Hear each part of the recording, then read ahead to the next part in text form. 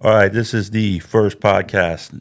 We have no idea what we're doing, but we are here with the legend of Pasco County's rod and reel fisherman. Hashtag part spear fisherman. Yeah, part spear fisherman when he doesn't have trips and the weather's decent, which is almost Never. non-existent. Yeah. Mr. Dustin Bush, Fishncrazy. Is this the right one? Jesus. I found the right one. That is perfect.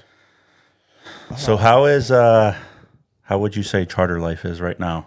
Right this instant? Fishing, rod and reel fishing charter wise in the Pasco Hudson area. Like, Well, let's start off with your full blown opinions on the grouper season, gag grouper specifically, well, and how has it affected people in your shoes? it's definitely hurt us as a charter industry in whole because there's the whole thing with gag grouper. It used to be open 6 months out of the year, and then they dropped it down to last year was supposed to be almost 3 months. I think 3 months.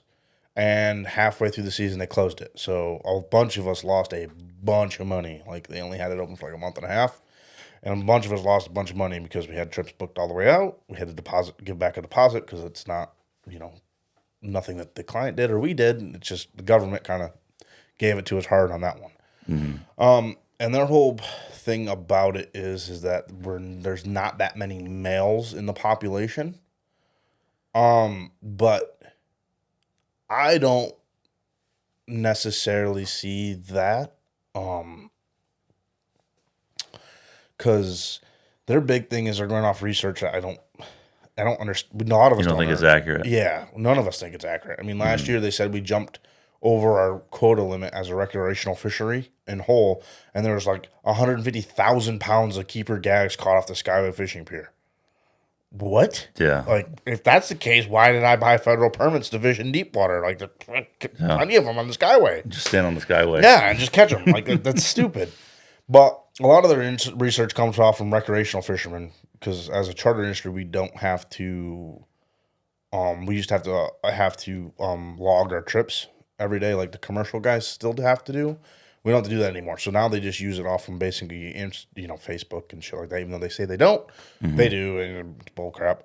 And they talk to these rec guys that run bay boats, and yeah, they're not catching them freaking big rusty bellies. They're not catching those 40+ inch fish. Like they're not getting deep enough. Like you're not gonna see. You might catch one over 35 here and there inside of 100 foot of water, but it's not a a consistent thing. Not like when we go out to the grounds or past the grounds. I mean, it's nothing to see freaking 60, 40 inches sitting on a rock pile out there. Like, I mean, we see it diving. Like when we dive, like sometimes you show up and there's a big shell and you're like, cool, we're going to drop in and mess up some big mangoes. You drop down and there's freaking 60 rusty bellies coming up at you in the column. You're like, Yeah, I remember when they first said that we were way over quota, and then from a diver's point of view, all the spots we dive, there's just gags everywhere. all over them. Everywhere. And they're like, I see on all the spots we dive, there's no sign of shortage of grouper. No. And they're all big too. When we're past that 100+ foot of water, they're all big monsters. Like, you don't see many shorter guys, which all the shorter guys are in shallow because, well, them 40 inchers could eat a 26 incher. There's nothing like, I mean, red snapper season this year, we threw back probably on my boat alone. We put, without trying to fish for gags, we put probably 10 over 40 inches on the deck of the boat this summer, just in a 3-month span, which that's not fishing gag grouper bottom. That is fishing live bait shows for red snapper and occasional ledges, which that is kind of gag grouper bottom, but we weren't targeting them. We weren't using anything for red gag grouper. We're fishing for red grouper and ARS using squid and sardines, and we were hammering big gags. Right. People hit me up about the storm surge stuff. Put it on silent. So, how was, at least maybe money-wise for you back, what was it, 3 years ago when you could fish for red snapper, gag grouper, and red grouper in the same? Oh, it was nuts. It was great. You're running 2 weeks It at a was time. just nonstop. The whole red snap when they were all three open, it was just every day was just running nonstop, which was fun. It was great. I mean, it wore you out, but it was good for business. Mm-hmm. And now, like this year, they closed red grouper in, I think, before July. So we had a month where we could keep red snapper and red grouper, which we were busy, and then they closed red grouper, and then all we had left was red snapper and then snapper, like mangrove, yellowtails, vermilions, and lanes. Mm-hmm. Nobody wanted to pay a couple $1,000s to go out to the deep water just to catch red snapper. Yeah, they wanted grouper too. Yeah, they wanted to catch, which I get it. I mean, it's not like couple $1,000 isn't like, oh, yeah, here you go. Like, I mean, I get it. Like, I understand, and it slowed business to like being nonstop, bang, bang, bang to, well, crap. We're just getting a few trips here and there. Yeah, and then this just gag season, like it was cool. We had 2 weeks. Do you think so? The conspiracy I have is they open grouper season knowing averagely when a hurricane comes through. I have no idea why they open it and when they do. I have no clue. But I mean, it happens every year. They open it in September when it's always hurricanes, prime hurricane season. I think they don't want to open it at all, but they realize it will cause so much people just to go catch them anyway. Yep. That they say, okay, we'll give you 2 weeks, but they're going to look at it and say, when do we averagely get hurricanes? Yep. And they're going to open it right then and there. I'm going to assume they do. I don't know. I don't know. I just think I honestly don't know. It almost acts like they're trying to kill the fishing industry in a whole. Like that's what it feels like. Because like it was cool. They gave us 2 weeks of gag season, which we slammed 2 weeks straight. I think I had 2 days off, and I didn't cancel a single trip. Like I ran them, and we ran in. And the weather was 3 to 4s every day. We ran in some stupid conditions. Like we took them over the bow on a couple days, and that is just dumb.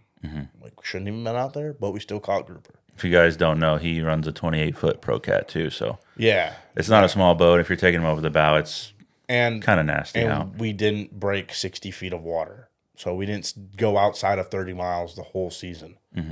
And we were getting our teeth rocked, but we still caught fish. But now, after the gag grouper season's over, nobody wants to book anything. Right, because all you have is what? Hogfish and mangroves? Hogfish and mangoes. Yeah. That's it. That's all we got. And nobody wants to go out. So now I'm just sitting at home kind of like, oh, that's cool. It's slow as shit. But I mean, it's slow for everybody too. But that's because there's nothing big open for people to want to go catch. And the next thing is red grouper? Yeah, and that don't open until the first of the year. Right. And then they got a 20 fathom closure on them, so you're not supposed to fish past the 20 fathom line, which the line's all over the place. I still, hardly anybody probably follows that. Probably. So what are we seeing for inshore too? Because if you guys don't know, Dustin also runs inshore charters. So when his offshore is slow, he can bounce in and catch what? Redfish, snook, trout should be firing off here anytime now. But if you guys are looking to keep some fish, trout will be coming in. Redfish bite's fantastic right now. I mean, it is really good. I fished last week before the storm, and we did in a 4-hour trip. We put 15 in the boat, with 3 of which were over slot. One was a 32 with a big one, and then all the rest were mid slot fish. Right. Not a bad day for 3 anglers on a boat and load water. And then black drum and sheepshead here mid-October, beginning of November will be firing off heavy. So if you guys are looking to fill a freezer, that's the time frame. Is like there's a sheepshead and a black drum. They're fantastic eating. Catch a boatload of them. But yeah, inshore is going to be always. There's always stuff to catch inshore. It's just as the water temp starts to cool, the fishing will get a little bit better. This summer it was really hot, so the fishing was kind of slow. But now I'm seeing water temps drop, and the fish are starting to go back in a normal pattern, starting to chew a lot better. So it's definitely been a lot better. But I'm like Walmart. I'm one-stop shop for anything water related. You want to go out to the sandbar? I got you. You want to go fishing inshore? I got you. You want to go offshore? I got you. You want to go near shore? I got you. You want to do shark trips? I can take care of that too. We do it all. We are literally one-stop shop. And we just finished up a dive trip too, and the hogfish spawning right now is insane. Yeah, Like the spots we were diving were hogfish everywhere. It was not, and The mangroves too. spots that I've never caught hogfish at too. And we dropped in, and we were thinking the one ledge I got is named Snapper Slapper because we hammered nice mangoes, and there was a bunch of nice mangoes there too. Yep.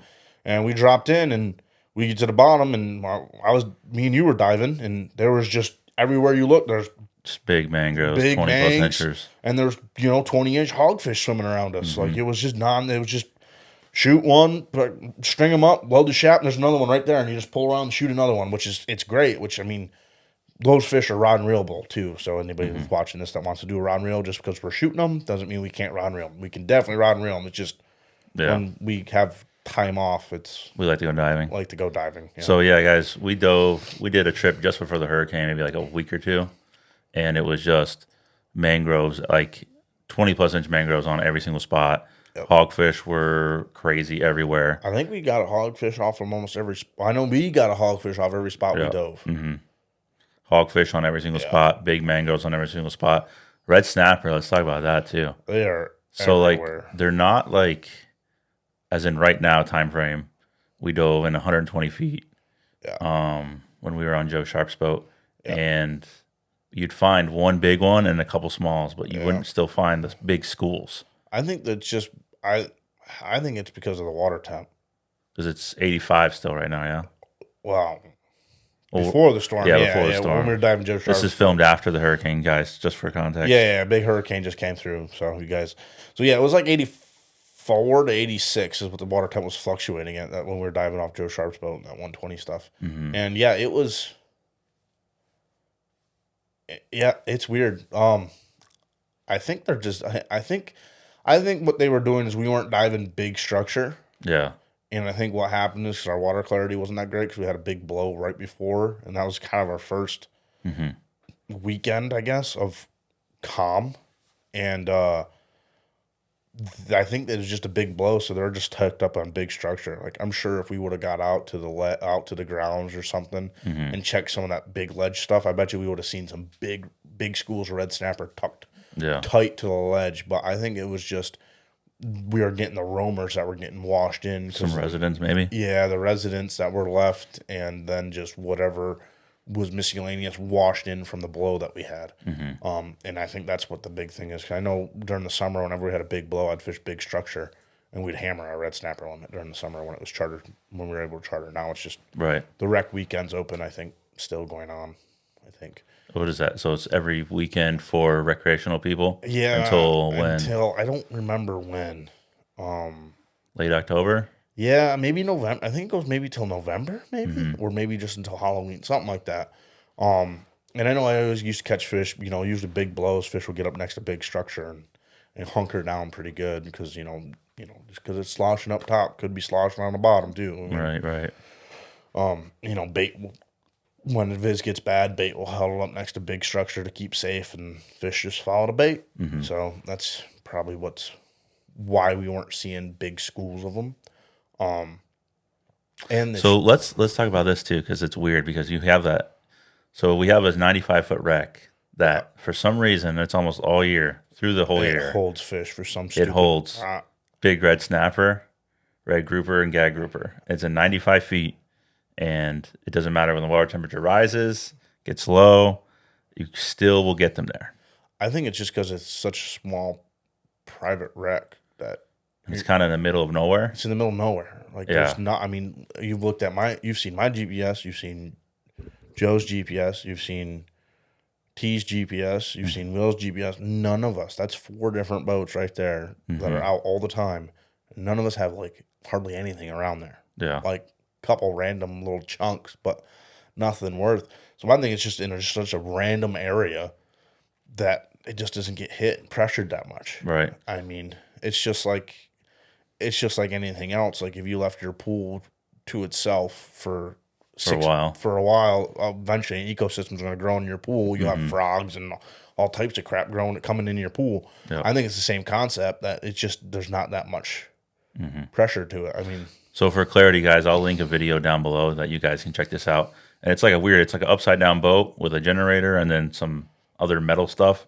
And it will hold red snapper all year. Like a lot of guys once the summertime hits, all the big ones push out. Yep. You could still run there and drop in and still get 30-inch red snapper. I ran there opening day, June 1st.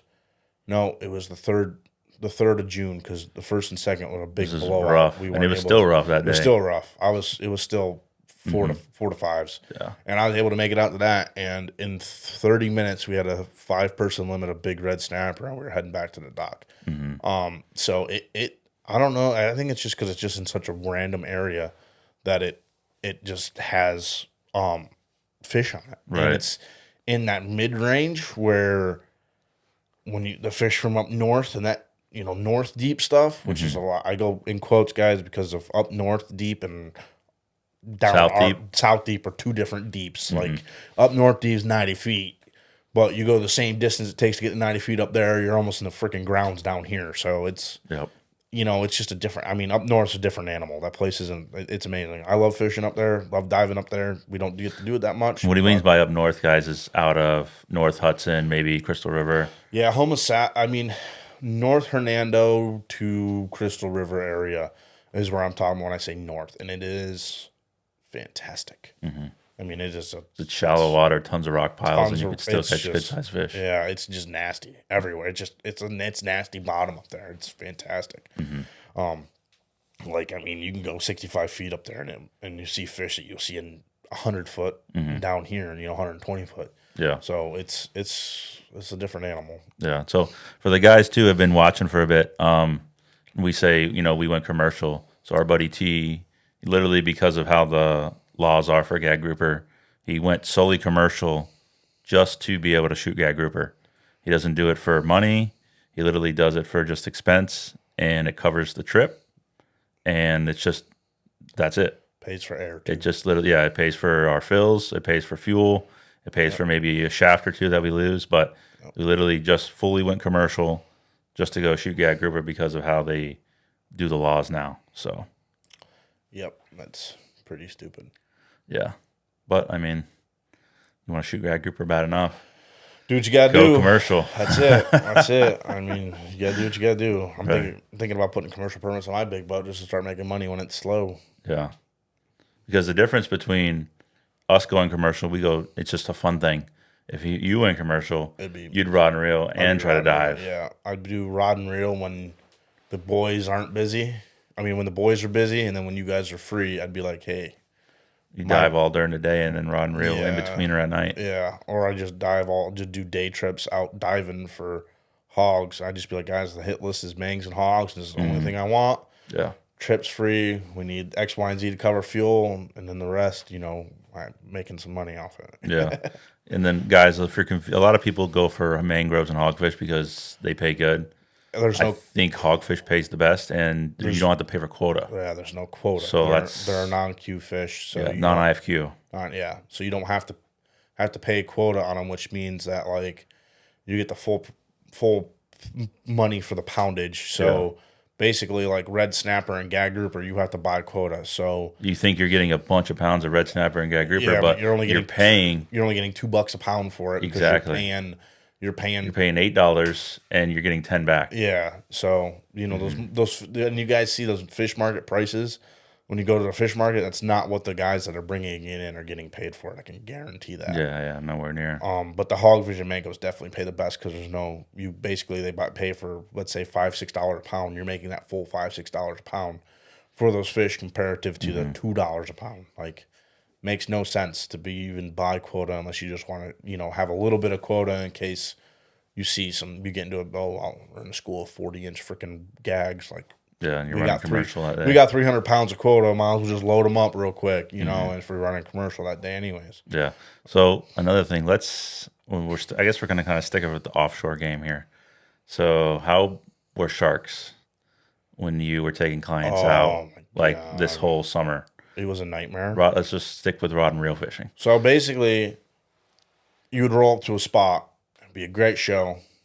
You drop down, you catch 3 fish, and you would physically have to move spots. And it wouldn't be like you could move a half mile or so. You had to pack everything back up, and run 5 or 6 miles away because you'd get 3 fish in a boat, and then every fish after that was getting sharked, and you're losing gear. You're getting fish cut in half. It was the worst I've ever freaking seen for sharks this year. Mm-hmm. And I mean, my first mate, he went to gaff a big old red snapper, and he reaches in, and the gaff he was using is just a small hand gaff. Just, I mean, it's about like this long, just enough to reach in, grab the fish, drop it on the deck so we can keep stuff moving so we're not pulling hooks on fish.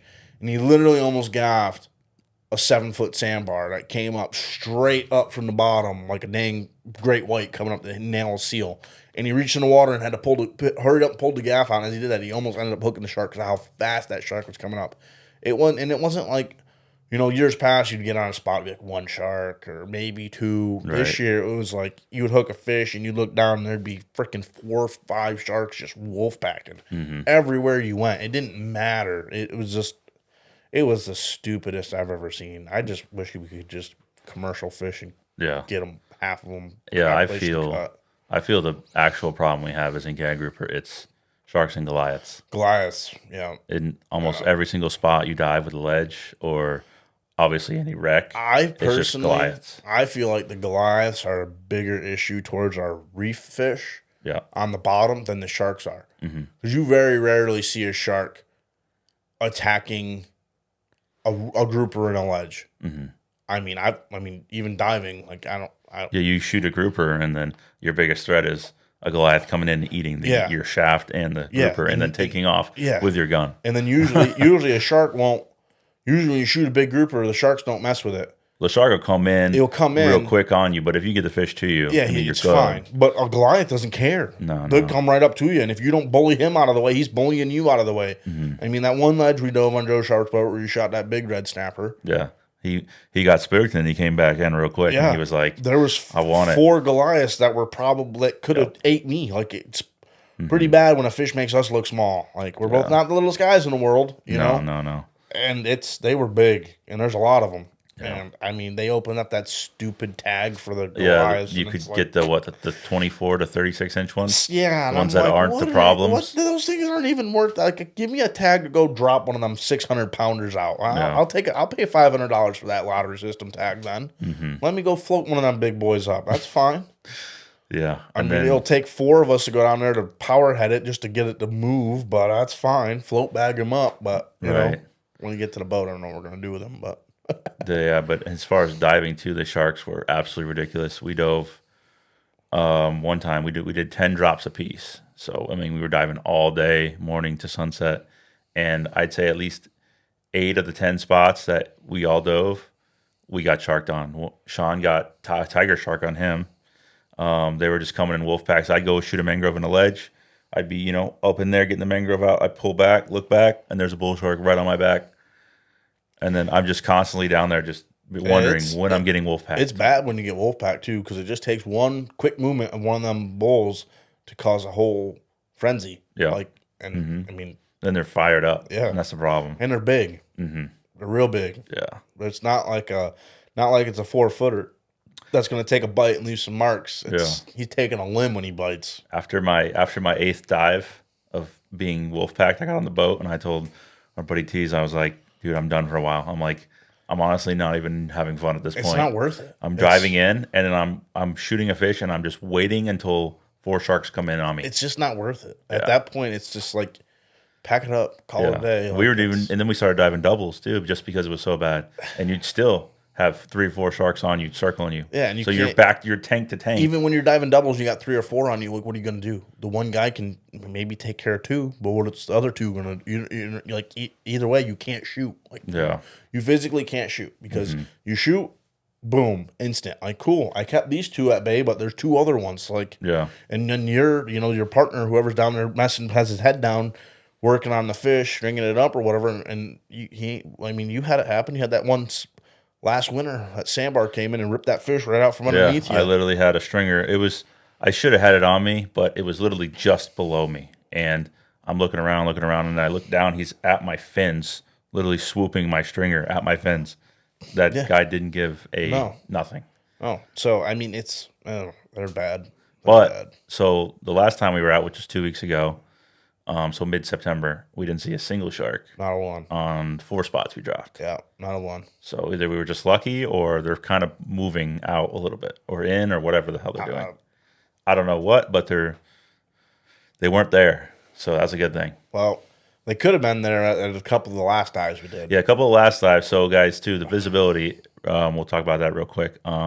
Anything inside of 115 right now, well, actually, probably everything is destroyed right now because the hurricane just went through. But before the hurricane, anything inside of 115 out our neck of the woods was just the visibility was horrible. It was like maybe 8 feet.